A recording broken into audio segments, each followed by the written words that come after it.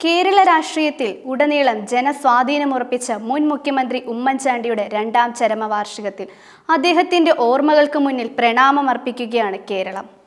ജനങ്ങളുമായി ഊഷ്മളമായ സ്നേഹബന്ധം കാത്തുസൂക്ഷിച്ച ഈ ജനകീയ നേതാവിന്റെ അഭാവം UDFനും കോൺഗ്രസിനും നികത്താനാകാത്ത നഷ്ടമാണ്.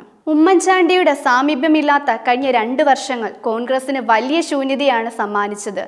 ജനങ്ങളുമായുള്ള അദ്ദേഹത്തിന്റെ ആഴത്തിലുള്ള ബന്ധം പാർട്ടിയുടെ ഏറ്റവും വലിയ മുതൽക്കൂട്ടായിരുന്നു.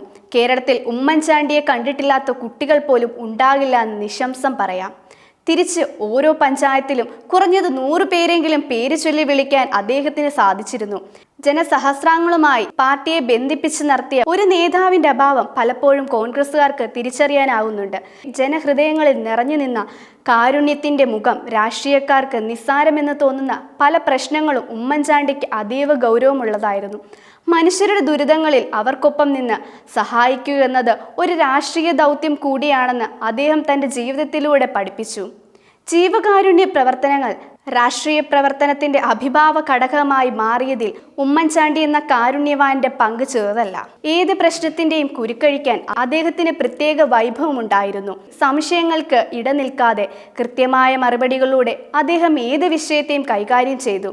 അവ്യക്തത എന്ന വാക്ക് അദ്ദേഹത്തിന്റെ നിഘണ്ടുവിൽ ഉണ്ടായിരുന്നില്ല.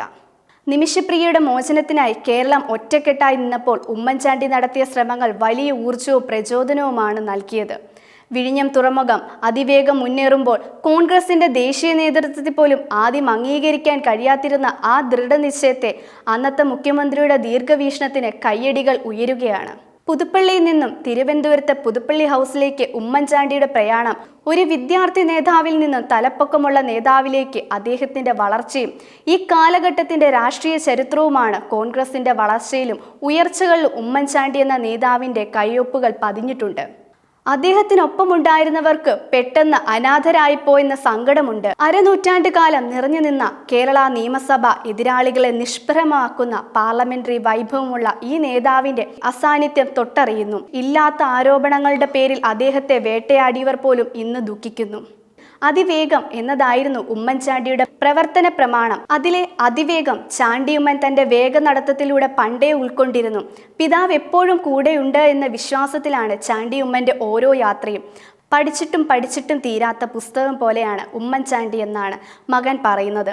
ഏത് പ്രതിസന്ധിയെയും അതിജീവിക്കാനുള്ള വഴികൾ നിറഞ്ഞ പുസ്തകം. രോഗക്കിടക്കയിലും അപ്പ ഏറെ ആഗ്രഹിച്ചതാണ് നിമിഷപ്രിയയുടെ മോചനം. രണ്ടാം ചരമവാർഷിക സമയത്ത് ആ കാര്യത്തിൽ ശുഭപ്രതീക്ഷ നൽകുന്ന വാർത്ത വന്നത് ഒരു നിമിത്തം പോലെയാണ് തോന്നിയത്. കഴിഞ്ഞ വാർഷിക സമയത്താണ് കൂരാപ്പുഴ പഞ്ചായത്തിന് ഭരണം കോൺഗ്രസിന് നറുക്കെടുപ്പിലൂടെ ലഭിച്ചത്. അദ്ദേഹത്തിന്റെ ആഗ്രഹമായിരുന്നു അതും. ഉമ്മൻചാണ്ടിയുടെ ഓർമ്മകൾക്ക് മുന്നിൽ പ്രണാമം അർപ്പിച്ചുകൊണ്ട് അദ്ദേഹത്തിന്റെ ആദർശങ്ങളും ജനങ്ങളോടൊപ്പം സ്നേഹവും ഇന്ന് കേരള രാഷ്ട്രീയത്തിൽ നിറഞ്ഞു നിൽക്കുന്നു.